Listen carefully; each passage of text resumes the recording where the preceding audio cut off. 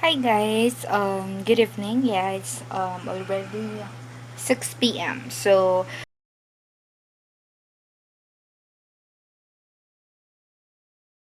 this will be our no bake tiramisu cheesecake. There is a bit of changes on the actual Italian dish because we're not gonna be using ladyfinger biscuit, but we're gonna be using crushed and graham crackers as a replacement. So let me introduce you first all the ingredients. So we got here pack crushed one packet crushed graham, and then we have graham crackers. We got two all-purpose cream here. If you guys have whipping cream, that's better, but this is all I got. Condensed milk. We have butter. We coffee, vanilla essence, cream cheese, of course, and we have gelatin as well. Everything will be done manually. So the one that I'm doing right now is I'm already boiling water for us to use in melting our instant coffee, and I am already melting butter as well, so we can use it to our based graham. First thing is we're gonna be putting 2 teaspoons of coffee in a bowl. This is 1/2 cup of water. Guys, if you don't like too much of the taste, you can add cocoa powder, but we would like to achieve the coffee taste, or authentic coffee taste of it. And since we're gonna be using graham cracker, I will need a wider space for the so I'm gonna put it here and let it cool down. Don't use this while it's soaking hot because it's gonna melt the biscuit immediately that way. Melted butter, so to make it easy, I'm just gonna put the crushed graham crackers here, pack, and 1 tablespoon coffee. By the way, guys, I'm not using instant coffee. I am using the Gold Nescafe. It's more flavorful. It's tastier. So what you want to do is just to mix this up until you achieve a wet sand texture. So just have to mix the coffee, the graham, crushed graham, the butter. Okay guys, so this should be the texture that you would like to get. Like if you can already flatten it, mean it's wet sand texture already. Now let's go ahead and transfer this to our container. Okay.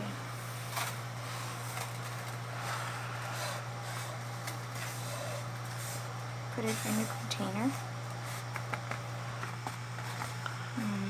Spread it over and make sure that each of the edge covered. Start flattening it. Can help, but if you guys have if you don't have spatula, then you can just use the bottom of a glass to press it down. You just have to make sure that it sets at the bottom. Yes. So you just have to put this in the freezer or in the fridge for 30 minutes so that it can completely set. Is our cream cheese, and by the way, this should be in a room temperature. It should not be cold because it would be hard for us to loosen if it's not in a room temperature. So you just have to crush it. So wiping it around helps it to become softer. So you just have to wipe it and then do a folding process. Okay, so up until you guys have this kind of texture already, like a soft, like a stiff, thick texture of a cream. Okay, then just lead it a bit more. And then from here, we can already add our condensed milk. Then we will be putting 3/4 cup or 10 tablespoons of condensed milk and half a teaspoon of vanilla extract. This is optional. And from there, we can mix this all together already. Alright, since the texture is already a bit creamy, we can already transition to whisk to make it even stiffer. So, just have to whisk it. We need to get a stiff, soft peak texture in here. Okay, so after, while mixing the cream cheese batter, we're gonna be setting our gelatin already, since this has to rise or set up for like around 8 to. So that's going to be a half a tablespoon of gelatin powder diluted with 3 tablespoons of water. You just have to mix it, and once it's mixed completely, just have to set it aside. Again, we'll let that sit for 8 minutes. Now let me continue the whisking of our cream cheese and condensed vanilla batter. So this consistency is already okay. As I mentioned earlier, you just have to achieve a soft peak. So just have to like, okay guys, so now it's time for us to whisk our all-purpose cream. So I'm gonna be using a chilled all-purpose cream. So this is basically has been chilled for like 2 days already. So this is the perfect texture that we're gonna be having. And by the way, a pro tip, well, though I'm not a pro, but this is for those that want a completely whisked cream but don't have an electric mixer. If you're using this kind of bowl like stainless, put it in the freezer like around 10 to 15 minutes before you use it. It's gonna help you have the pick that you want to use. So done mixing our all-purpose cream. So it's going to be a soft pick like this. Okay. So what we're gonna be doing is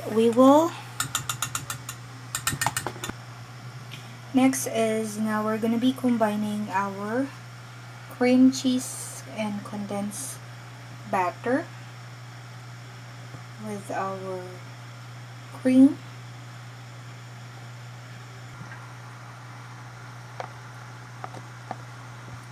So we just have to do a flip and fold pattern. It's important that we don't overmix this so that the texture would be perfect. So it's going to be flip and fold pattern.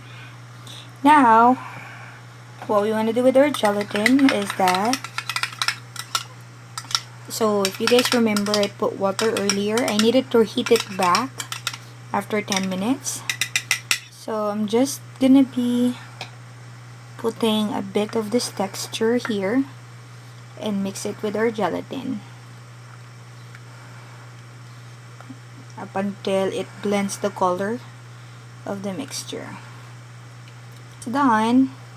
Combine the gelatin and the batter, and then mix it using spatula. Again, flip and fold. This is to stabilize the texture of our butter later on once we put it in our tray. just have to probably flip it for like just 10 times, and it should be perfect already.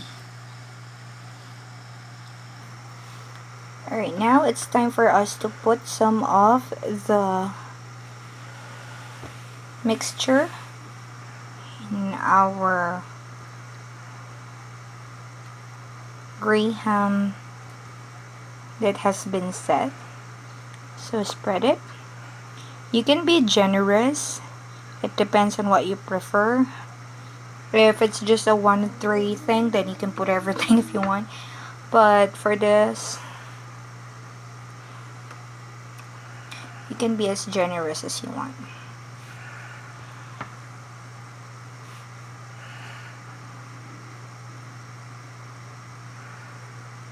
Okay. So use spatula to spread it all over. Just be careful, you don't want to create a mess like what I just did. Sideways, so okay.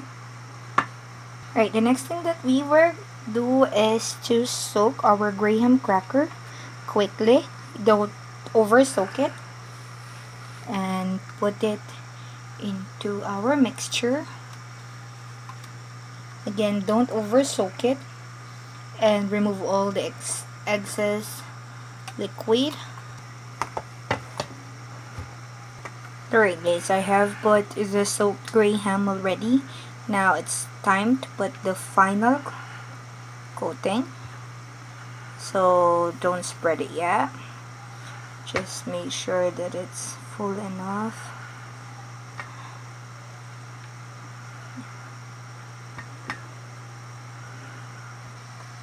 Okay, so this should be it guys. It's already completely set.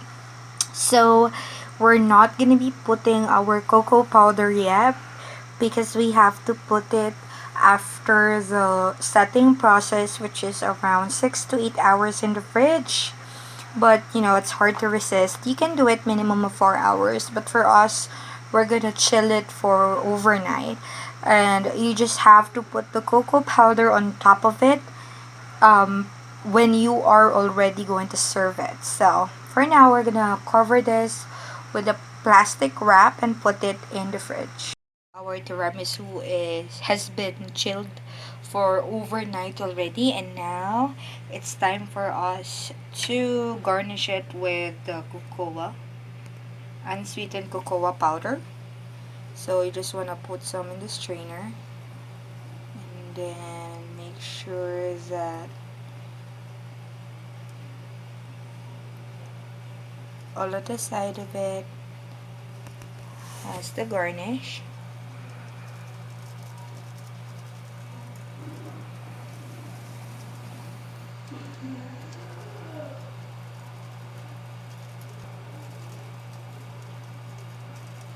Hold on, let me just add more. Wait lang. So it should look like this. Now let me go ahead and where should I? Here, probably. Cut one slice. Your knife, because cocoa will go on the bottom part of the other side. Okay.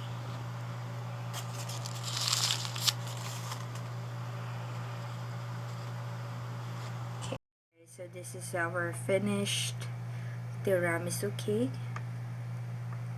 Alright. I had a hard time pulling this off actually, but if you can just, you know, eat it from the container, that's fine. Now let me show you guys the texture when we eat it.